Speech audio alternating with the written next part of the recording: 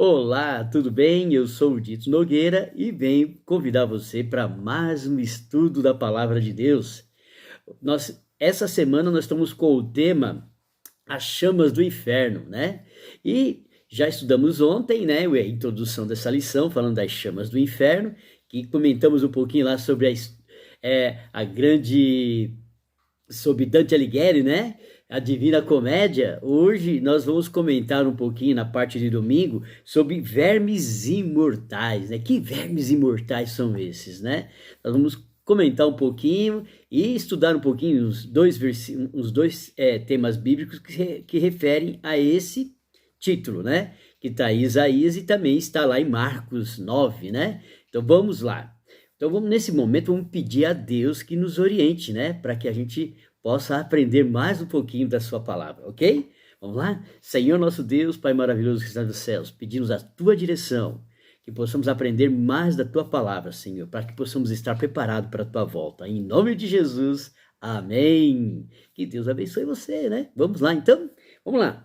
O tema de hoje está lá em Marcos, como eu já disse, está em Marcos 9, 42 a 48, né? Se nós lermos aqui, nós vamos ver assim, se Jesus ali está repreendendo, né? Se por acaso a sua mão vai fazer você pecar, arranque-o, né? É melhor entrar no reino dos céus sem uma mão do que ir com as duas para o inferno. Se o olho te faz pecar, é melhor que entre com um olho só no reino dos céus que entre com os dois no inferno. E assim por diante, o tema vem isso. Mas nós queremos parar no finalzinho desse capítulo lá de Marcos 9, de 42 a 48. Então vamos lá, Marcos 9, versículo 48. O que ele diz para nós lá, né? Vamos lá. 48, isso. Vamos. Onde não lhes morre o verme, nem o fogo se apaga. Esse é o tema que nós vamos estudar hoje. Esse finalzinho aqui, Jesus está se referindo a Isaías 66, versículo 24. Ele é uma referência. Jesus aqui está repetindo o que estava escrito em Isaías.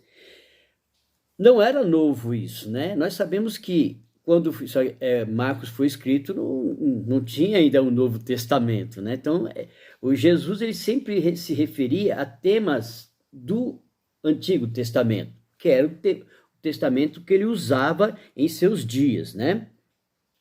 Quando se fala em vermes na Bíblia, nós vamos entender um pouquinho que isso é apenas uma metáfora, ok? Porque os vermes nunca morrem, né? Como é que dizem? Os vermes imortais, não existe isso, né?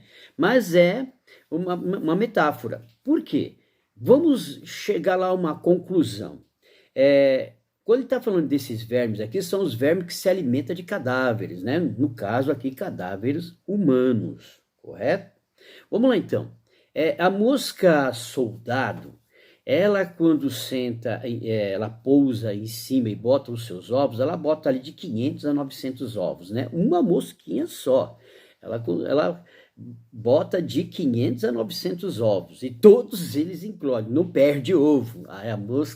A mosca soldado, ela não perde ovo. Se ela botar 500 é 500, se ela botar 900 é 900 que vão se transformar depois de ali um ciclo, né, de mais ou menos de 13 a 18 dias, vão virar mosca novamente, né? Então, existe um ciclo ali de 5 estágios, né? Até a sua duração de 5 estágios.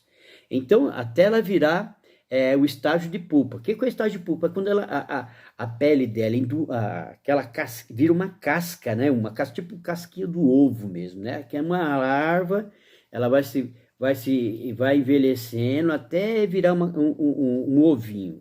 E fica ali durante mais ou menos até 10 dias, até meses, viu? Alguns especialistas dizem que aquele ovinho fica ali vivo até meses. Mas o prazo mínimo ali é de 10 dias que ela vai eclodir de novo. e vai virar uma mosca de novo e vai continuar o ciclo de novo. Então ela vai ficar naquele corpo, né, naquele corpo em decomposição, seja de um animal ou de mesmo um corpo humano, e vai eclodindo, vai dando larva, vai eclodindo, vai dando larva, vai eclodindo, e assim por diante as moscas vão, né, vão saindo mosca, continuando até não haver mais nada para ela se alimentar daquele corpo. Acabou, né? Até acabar todo vamos dizer assim, não ter mais o que ela comer, do que ela se alimentar. E a mosca vai para outro lugar, vai procurar outro corpo e assim por diante. Então, esses vermes imortais era referente ao ciclo, né? Enquanto tivesse algo para comer, ia continuando. E por isso que ele se tornava imortal, porque ela ia botando ovinho, virando mosca, botando ovinho, virando mosca, até não ter mais nada para comer. Enfim, né? Quando é que isso acontecia? E referente também ao fogo, né? Que está lá em Isaías 66, versículo 24, diz assim: então sairão e verão os corpos mortos dos homens que prevaricaram, né, contra mim, porque o seu verme nunca morrerá e nem seu fogo se apagará. Serão um horror para toda a carne. Aqui está se referindo a guerras, né? E aqui o profeta está dizendo que guerras são essas, né? Que guerra que se envolvia? Porque naquele período, naquele tempo, as grandes batalhas eram feitas no campo, ali no campo. O que acontecia? As pessoas iam morrendo, os soldados iam morrendo, né, na guerra, para que aqueles corpos não ficassem em decomposição ao ar livre, muitos deles eram colocados fogo. E aqueles que não eram queimados, os vermes comiam, como eu acabei de falar da mosca aqui, né? Que ia se reproduzindo, enfim. E o fogo também, ele ia queimando até não ter mais nada para queimar. O fogo era eterno porque tinha algo para ser queimado. Quando não tinha mais nada para queimar, ele deixava de ser eterno. Mas o que a lição está querendo dizer para nós no dia de hoje, né? Que apesar de muitos interpretarem isso, se torna como substantivo singular, verme, é uma alusão à suposta alma ou espírito desencarnado do ímpio, que após a morte voa para o inferno, né? Isso nós falamos ontem, né, lá do inferno de Dante, né? De Dante, que de acordo com a Divina Comédia, a vida dos pecadores era como se fosse um cone, né? Era um cone ali. Então tinha a parte superior, então as pessoas iam ficando ali eternamente, ou umas até se purificar e ir para o céu, assim, ou outras não iam para o inferno, dependendo do seu nível, estágio de pecaminoso, né?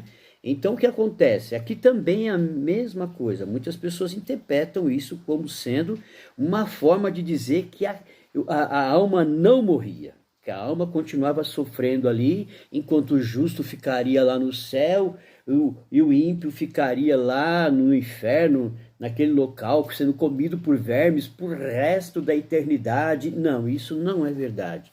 O nosso Deus, ele é um Deus misericordioso, um Deus amoroso, jamais. Deus não tem prazer no sofrimento dos seus filhos, não tem, não tem. Mesmo que a pessoa seja uma pessoa má, né? Má. Deus não tem prazer no sofrimento das pessoas. Essa ideia que uns vão viver bem e outros viverem em eterna agonia, isso não é verdade. A Bíblia não pega isso. O ímpio ele vai deixar de existir, né? Quando na segunda volta de Cristo Jesus, o ímpio vai deixar de existir. Ele vai ressuscitar, ver Jesus e depois cairá fogo dos céus e vai consumir o pecado. O que é o pecado? Às vezes a gente se torna tão pecador que nós passamos a ser pecado. Nós passamos a ser pecado. Deixamos de ser ser humano e passamos a ser pecados humanos, né? Pessoas que gostam de cometer o erro, gostam de transgredir as leis de Deus. Aqui a Bíblia fala aqueles que prevaricaram contra Deus, né? O que é prevaricar? Corromper, trair, né? Adulterar, tudo isso significa prevaricar contra Deus. Então, aqui em Isaías vem contando muito bem isso, né? Que, que prevaricaram contra mim. Então, essas pessoas serão queimadas, morrerão. Deus vai eliminar essas pessoas juntamente com Satanás, aquele que os levou a pecar, aqueles que induziu esses homens a pecarem. E o interessante que Deus ele não tem prazer nessas coisas, mas são coisas que são necessárias fazer. Porque essas pessoas que prevaricaram, elas não têm mais como se arrepender, elas não irão se arrepender, elas não vão se sentir culpadas, né? Interessante, né? Mesmo naquele momento de justiça de Deus, as pessoas elas não vão se sentir culpadas. Elas vão pedir assim, que os montes caiam sobre mim, que eu não veja a face destes justos, eu não quero ver Deus, que um monte caia sobre mim, né?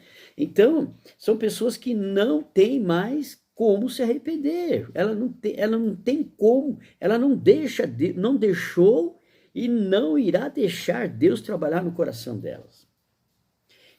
Eu peço a você, no dia de hoje, que você medite um pouquinho nisso.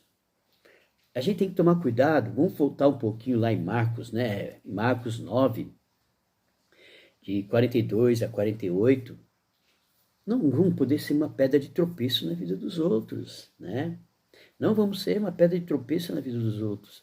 Se algo está me fazendo pecar, pare, né?